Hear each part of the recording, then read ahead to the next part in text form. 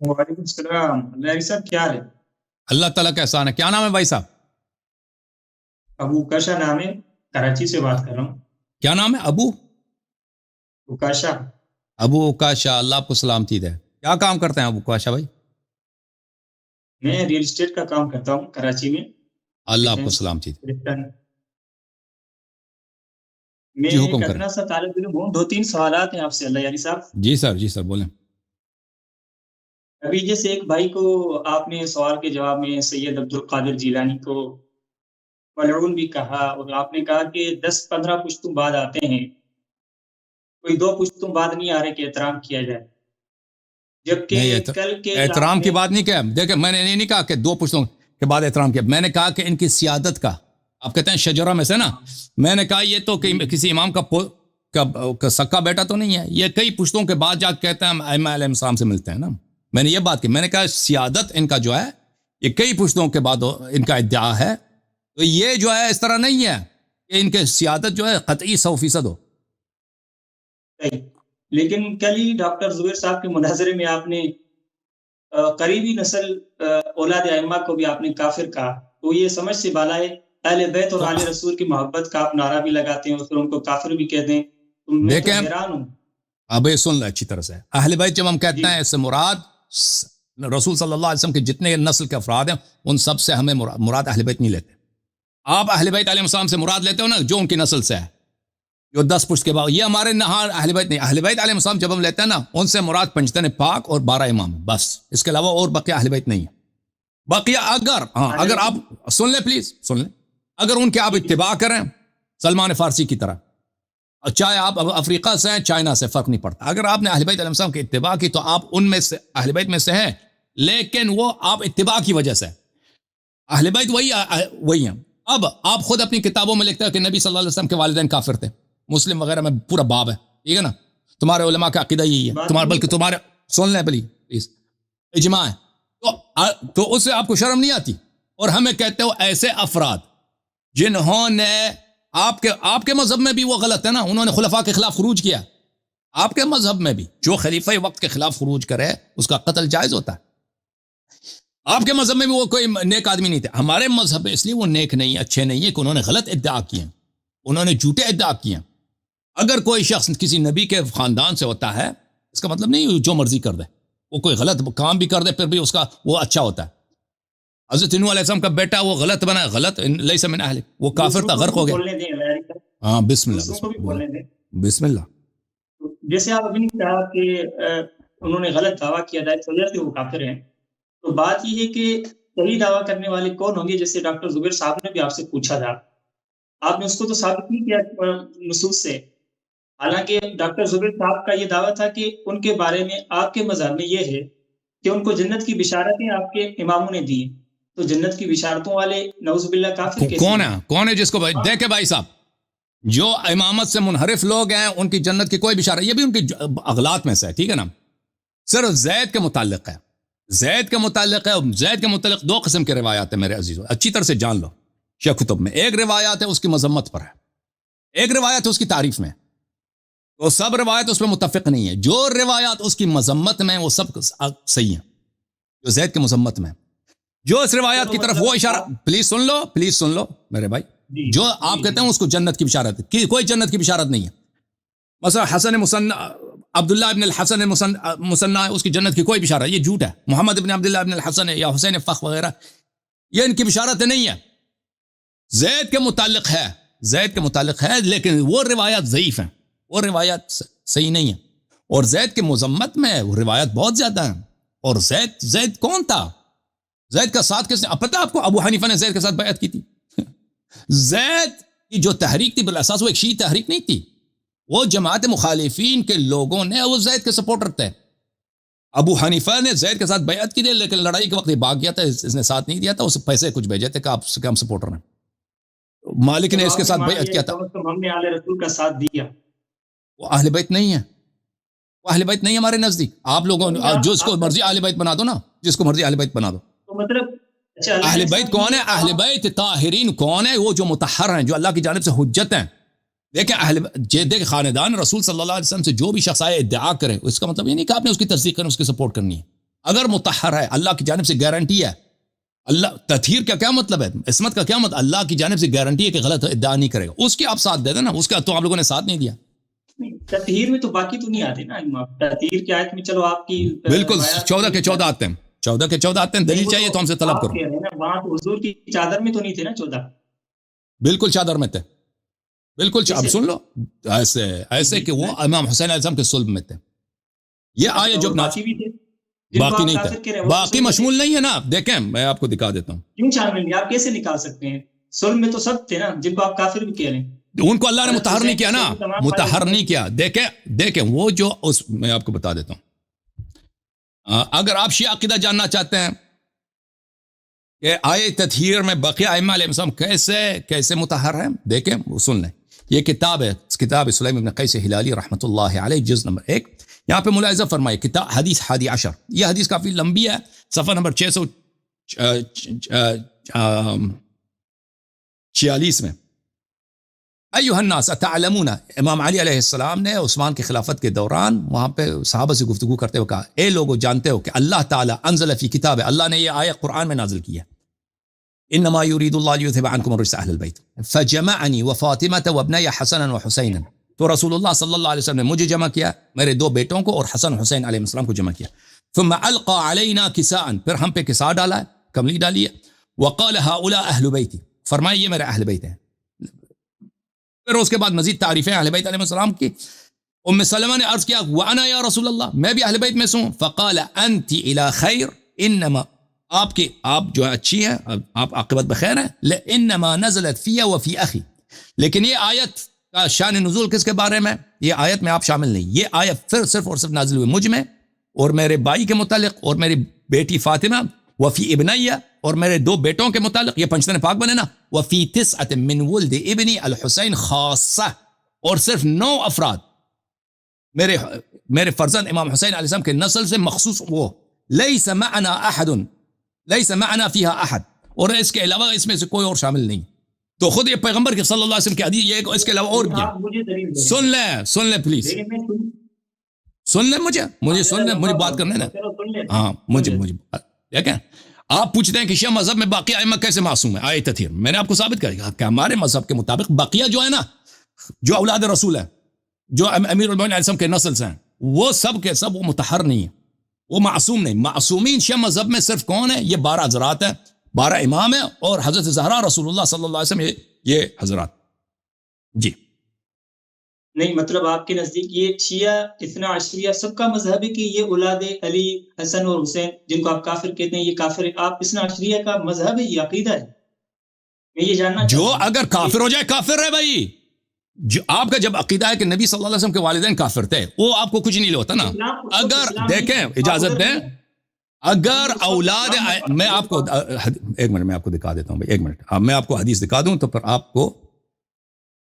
اگر کوئی بھی شخص ہو دنیا میں بھائی صاحب, وہ فرق نہیں کرتا کہ وہ سید ہے. سید اگر شراب, او بھائی آپ مجھے بتاؤ, سید اگر شراب پی لے, او بھائی سید اگر شراب پی لے, اولاد امام, اولاد نبی صلی اللہ علیہ وسلم, شراب, وہ ہے فسق ہے یا نہیں ہے؟ فسق ہے یا نہیں ہے؟ سنیں, میں کہہ رہا ہوں وہ اگر کوئی کافر ہوگا تو اسلام کو, قرآن کو نہ ماننے کی وجہ سے ہوگا نا. نہیں, دیکھیں اجازت دیں, کفر صرف اس لیے نہیں قرآن کو نہ مانو تو کافر ہے. اگر آپ کوئی بھی ایسے دین میں بدعت داخل کریں, اب تو آپ کے سامنے مرزا غلام احمد قادیانی سب قرآن کو مانتے ہیں. قادیانیوں کے پاس جائیں, وہ قرآن آپ سے زیادہ پڑھتے ہیں. اس طرح نہیں, وہ قرآن کی تلاوت نہیں کرتے, حدیث بھی پڑھتے ہیں, نماز بھی پڑھتے ہیں. ہاں اجازت دیں مجھے بات کرنے کی. دیکھیں مجھے مختصر بتائیں نا کہ یہ ہمارا عقیدہ ہے تمامی مذہب کا, صرف میرا نہیں, کہ یہ تمامی آل علی, آل حسن, آل حسین کافر تھے جنہوں نے دعویٰ. اب بھائی آپ کی جہالت ہے کہ وہ سب کے سب انہوں نے امامت کے. بھائی سن لو پہلے تو امام نے کب کہا کہ انہوں نے سب نے آل علی, آل حسن, آل حسین, آل سب نے امامت کا ادعا کیا؟ یہ جھوٹ ہے, یہ تہمت ہے بہت. اجازت دیں, اس دو میں جملے میں بڑا فرق ہے کہ کچھ لوگوں نے ادعا کیا ہے اور آپ کہتے ہیں کہ سب کے سب یہ کافر تھے. ہم نے کبھی نہیں کہا کہ پلیز مجھے بات کرنے دو, پلیز مجھے بات کرنے دو. آپ ایک غلط ادعا کرتے ہو, ایک غلط شیعہ کا ایک غلط امیج دیتے ہو، اور آپ کے علماء بھی یہی کرتے ہیں، اور آپ کے وہ شیخ صاحب بھی، ڈاکٹر زبیر صاحب بھی یہی کر رہے تھے. یہ تو کہتے ہیں کہ پورے ان کے پورے وہ سب کافر تھے. بھائی ہم نہیں کہتے، اور نہ یہ تاریخ یہ کہتی ہے کہ وہ سب کے سب انہوں نے غلط امامت کے ادعا کیے. کچھ لوگوں نے کیے ہیں، اور یہ ایک بہت طویل عرصہ. پلیز سن لو، پلیز مجھے بات کرنے دو. آپ بتائیں نا کون ہے وہ. پلیز مجھے بات کرنے دو، میں دے دوں گا، آپ مجھے بات کرنے دو. ایک سوال کیا نا، اس کا رد لے لو، پھر جواب کرو، سوال مزید کرو. اچھا، ایک طویل عرصہ ہے رسول اللہ صلی اللہ علیہ وسلم کے وفات کے بعد، امیر المومنین علیہ السلام کی شہادت کے بعد، امام حسین علیہ السلام کی شہادت کے بعد، اور حضرت امام زین العابدین علیہ السلام کی شہادت کے بعد، یہ طویل عرصہ ہے سنہ 260 تک کہ امام زمان علیہ الصلوۃ والسلام کی غیبت کبریٰ واقع ہوتی ہے. اور اس کے بعد بھی اس طرح نہیں، غیبت کبریٰ کے غیبت صغریٰ کے بعد امامت کے جھوٹے مدعی ختم ہو گئے. اس طویل عرصے میں کچھ افراد نے امامت کے ادعا کیے ہیں، اور انہوں نے کبھی یہ ادعا نہیں کیا، کم منسوس ہیں، یہ بات یاد رکھو. انہوں نے کبھی عصمت کا ادعا نہیں کیا. انہوں نے وہی ادعا کیا جو ابوبکر عمر نے ادعا کیا کہ ہم ظاہری طور پر آپ کے خلیفہ ہیں، ہمیں حکومت کرنے کا حق ہے. انہوں نے ایک دنیاوی امامت کا ادعا کیا ہے، اور وہ بھی امام معصوم کے ہوتے ہوئے، اور ان کو پتہ تھا کہ ان کو یہ حق نہیں ہے. انہوں نے باطل ادعا کہ کیا یہ فسق ہے؟ بالکل فسق ہے، یہ کفر ہے، بالکل یہ کفر ہے. اس کی وجہ سے کہ اگر کوئی شخص امام علیہ السلام کی نسل سے ہو، وہ باطل ادعا کرے، اس کو چھوٹ ملتا ہے، یہ بالکل اس کی کوئی گنجائش نہیں ہے. جو دیکھیں اللہ کی شریعت سب کے لیے، یہ آپ کوئی بڑی بات پہ بنا رہے ہیں اس کو کہ بھئی یہ لوگ کہتے ہیں کہ پورے اہل بیت کافر ہو. ہم نہیں کہتے ہیں پورے اہل بیت ہمیشہ مطہر ہیں. رسول اللہ صلی اللہ علیہ وسلم کے خاندان سے، ان کے نسل سے کچھ افراد نے جھوٹے طور پہ امامت کا ادعا کیا ہے. وہ سب نہیں تھے، وہ کچھ لوگ تھے، اور وہ منحرف لوگ تھے، اور ان کو پتہ بھی تھا کہ وہ امام نہیں ہے. میں آپ کو ایک حدیث دکھا دیتا ہوں. یہ حضرت التشریف بالمنن الملاحم والفتن سید ابن طاووس کی ہے. امیر المؤمنین علیہ الصلوۃ والسلام کا خطبہ ہے، صفحہ نمبر 248 میں. اس میں یہی فرماتے ہیں وَإِيَّاكُمْ وَالدَّجَّالِينَ مِنْ وَلْدِ فاطمہ. خود حضرت امیر المؤمنین کا خطبہ ہے شیعوں کتابوں میں کہ اے میرے شیعہ برحذر رہو کہ ہماری نسل سے شیطان آئیں گے. حضرت زہرا سلام اللہ علیہ کے نسل سے دجال آئیں گے، شیاطین آئیں گے. فَإِنَّ مِنْ وَلْدِ فاطمة دجالین. حضرت فاطمہ زہرا سلام اللہ علیہ کے نسل سے دجال لوگ آئیں گے، دھوکے باز لوگ آئیں گے کہ آپ کو دھوکہ دینا چاہیں گے. یہ کوئی انوکھی بات نہیں ہے، یہ کوئی ضروری نہیں ہے کہ آدمی اگر شریف معصوم ہے اس کی پوری نسل سب معصوم ہو. یہ نہ شیعوں کا عقیدہ ہے، اور نہ اللہ نے کہا ہے، اور نہ کبھی ہمارا عقیدہ رہا ہے. ٹھیک ہے نا. اور یہ خود پیغمبر کے والدین کو بلا دلیل کے کافر کہتے ہیں، ان کو کوئی فرق نہیں ہوتی. اور ہم جن لوگوں نے جھوٹے ادعا کیے ہیں، اور یہ خود ان کے مذہب میں یہ لوگ فاسق ہیں، آپ ہی لوگوں نے بنی امیہ کا ساتھ دے کر ان کو قتل کیا، آپ ہی کے خلفاء نے ان کو ذبح کیا. ٹھیک ہے نا. انہی لوگوں کو زیدیہ کے جو امام تھے سب کے سب مر گئے، قتل ہو گئے. کس نے ان کو قتل کیا؟ آپ ہی کے خلفاء نے ان کو قتل کیا.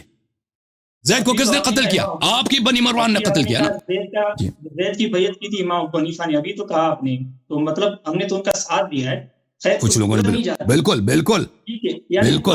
دیکھیں، آپ نے غلط لوگوں کا ساتھ دیا نا. وہ لوگ جو اللہ کی جانب سے دیکھو، اللہ کی جانب سے امام تھے، ان کا ساتھ نہیں دیا، فراڈی لوگوں کا ساتھ دیا، اور پھر انہی کے قاتلین کا بھی ساتھ دیا نا. پھر ابو حنیفہ جو تھے، ابو حنیفہ جہاد کے لیے تو نہیں آیا زید کے ساتھ. یہ تو آپ ثابت نہیں کر پائے نا. کل کے مناظرے میں بھی آپ نے ثابت تو نہیں کیا کہ اللہ کی طرف سے یہ امام تھے. یہ تو منصوص من اللہ نہیں ہے. بھائی صاحب یہ کچھ اور دیکھ رہے تھے، بھائی صاحب یہ کچھ اور دیکھ رہے تھے، بھائی صاحب، بھائی یہ کچھ اور دیکھ رہے تھے. میں نے وہ کتاب اثبات الہدایت دکھا دیا بھائی. وہ کہہ رہے تھے تواتر دکھاؤ نا، میں نے ہزاروں حدیث یہاں پہ دکھا دیا، کہتے آپ ثابت نہیں کر سکتے. بھائی ٹھیک ہے بھائی، آپ جو مرضی.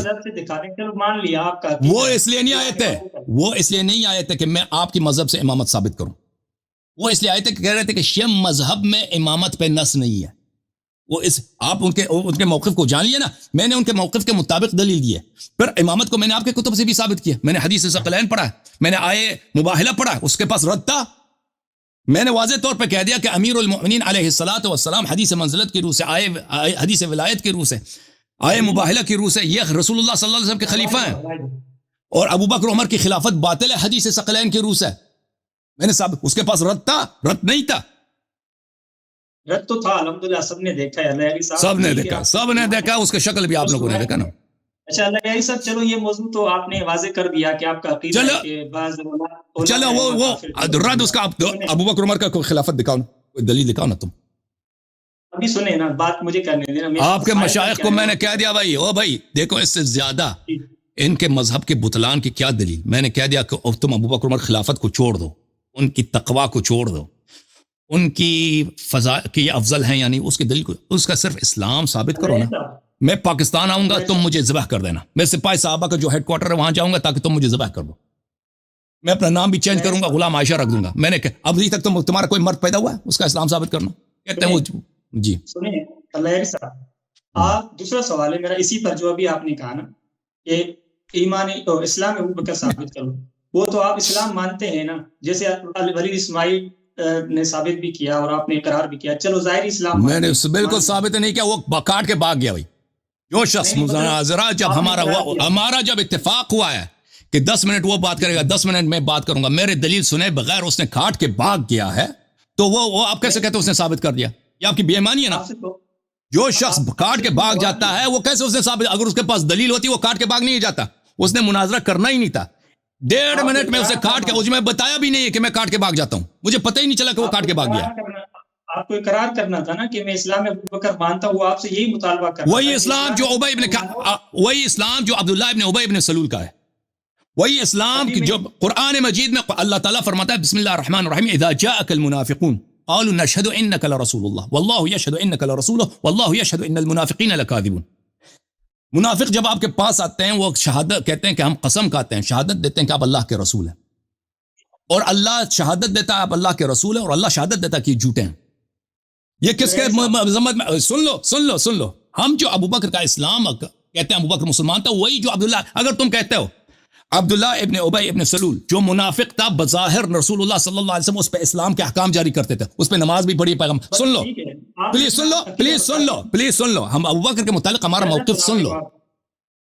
ابو بکر کے متعلق ہمارا موقف یہ ہے کہ اس کا وہ منافق تھا، جیسے عبداللہ ابن ابی ابن سلول جو تھا وہ مسلمان تھا، اسی طرح وہ اگر اس کو مسلمان مانتے ہو تو ٹھیک ہے. عبداللہ ابن ابی کو اگر تم مسلمان مانتے ہو، ابو بکر کا اسلام بھی ثابت ہو گیا. ہم ابو بکر کا وہی مانتے ہیں. ان لوگوں پر رسول اللہ صلی اللہ علیہ وآلہ وسلم نے اسلام کے احکام جاری کیا، لیکن اس کا مطلب یہ نہیں تھا کہ وہ مسلمان تھے، یہ منافق تھے. قرآن شہادت دیتا ہے کہ یہ لوگ رسول اللہ صلی اللہ علیہ وسلم کو گالی دیتے تھے، اور اللہ نے کہہ دیا کہ یہ جھوٹ کہتے ہیں، کی شہادت جھوٹی ہے. ٹھیک ہے نا؟ ہماری بات بھی سنیں، زیادہ ہی بولتے ہیں آپ، ہمیں بولنے نہیں دیتے. بات یہ ہے کہ ابھی آپ تو پھر آپ جھوٹ نہ بولیں کہ میں نے ابو بکر کا اسلام کا اعتراف کیا ہے. تو میرا جو بات کامل ہے وہ نقل کرو. چلو ٹھیک ہے. ابھی آپ میں سوال ایک میرا کہ آپ تنبیہ کو موجب کفر سمجھتے ہیں، جیسے ہفتے اعمال سے آپ کفر کی دلیل پکڑتے ہیں نعوذ باللہ، تو یعنی آپ کے نزدیک تنبیہ موجب کفر ہے؟ دیکھیں سورہ دیکھیں، اگر اللہ تعالیٰ کہتا ہے نا کہ آپ یہ کام کرو گے تو اس کا جرمانہ یہ ہوگا، ہم اس کو تصدیق کریں گے. اللہ تعالیٰ نے جب کہہ دیا قرآن مجید میں کہ اگر تم آواز بلند کرو گے تو تمہارا حمل حبط ہو جائے گا، تو ہم تصدیق کریں گے، ہم کہیں گے آمنا، جس نے آواز بلند کی اس کا اعمال حبط ہو گئے. ٹھیک ہے نا؟ یہ تنبیہ کس کو بولتے ہیں؟ اجازت دو بات کرنا. سوال کیا سن لو. تنبیہ کس کو بولتے ہیں؟ یعنی خبردار کرنا. خبردار. تو اس کے بعد پلیز سن لو.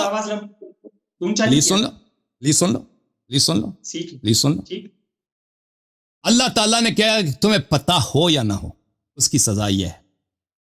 ٹھیک ہے، تمہیں پتہ ہو یا نہ ہو اس کی سزا یہ ہے کہ تمہارا عمل حبط ہو جائے گا اگر تم آواز بلند کرو. ہم اس کی تصدیق کریں گے. ابو بکر اور عمر کو پتہ تھا یا نہیں تھا کہ اس کے عمل حبط ہو جائیں گے؟ ان کے عمل حبط ہو گئے، ہم اس کی تصدیق کرتے ہیں. اب میں جواب دوں حضرت؟ جواب دو.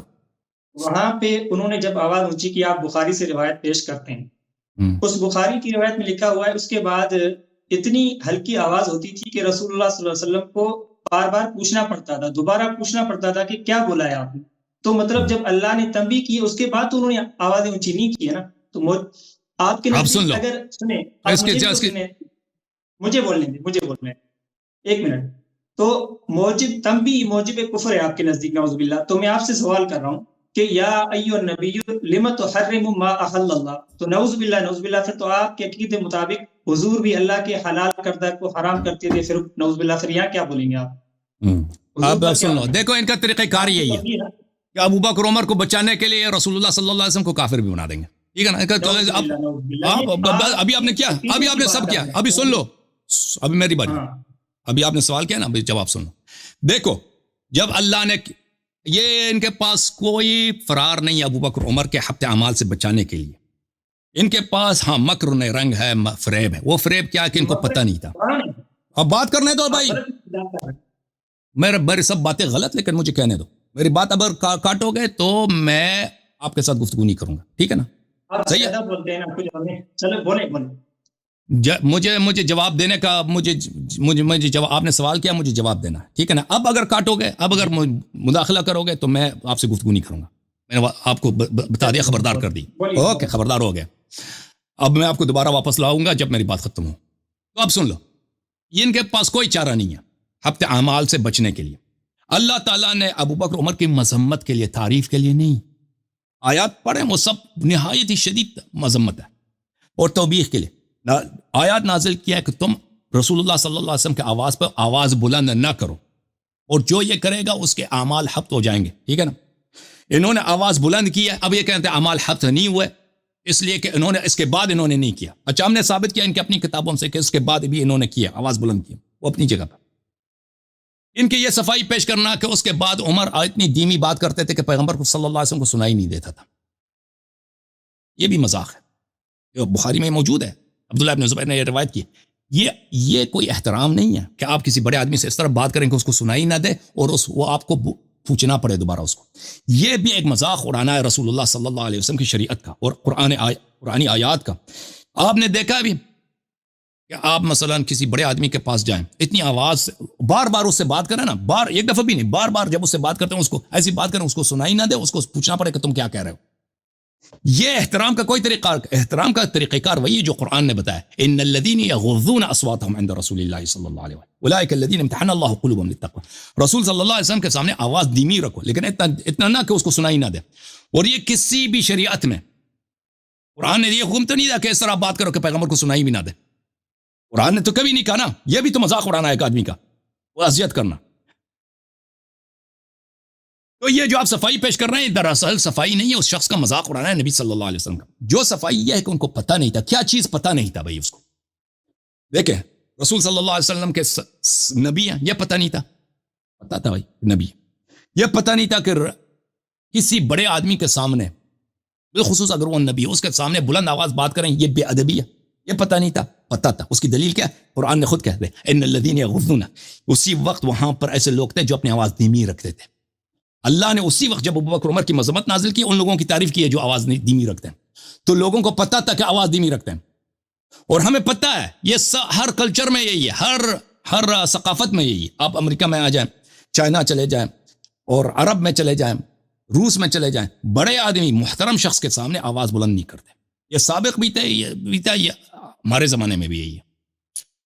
نبی پیغمبر نبی ہیں صلی اللہ علیہ وسلم, پتہ تھا. نبی کا احترام واجب ہوتا ہے, یہ پتہ تھا ان لوگوں کو.